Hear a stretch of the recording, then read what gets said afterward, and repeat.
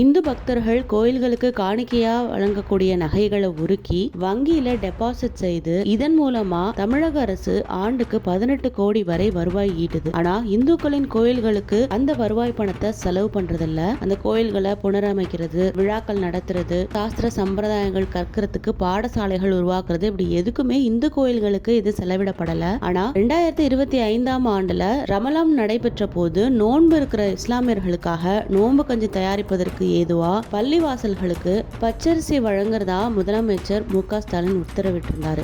இதன்படி 7920 matric ton அரிசி வழங்கப்பட்டிருக்கு. இதனால மட்டும் அரசுக்கு அந்த நேரத்துல 18 கோடியே 41,40,000 ரூபாய் செலவாகி இருக்கு. இந்து மத பக்தர்கள் செலுத்திய காணிக்கை நகைகளை இந்து கோயில்களுக்காக எந்த வகையிலுமே பயன்படுத்தாம சிறுபான்மையராக இருக்கக்கூடிய இஸ்லாமிய மதத்தினர் இந்தியாவில் அதிக அளவுல நிலப்பரப்பு, அதாவது வக்ஃபு நிலங்களை வச்சிருக்கதால அந்த மதத்தை சேர்ந்தவர்களின் நன்மைக்காக மட்டுமே அரசோட வருவாய் பயன்படுத்தப்படுது அப்படின்னு சொல்லி சமூக வலைதளத்துல ஒரு நபர் ஒரு செய்தி பதிவிட்டிருந்தாரு.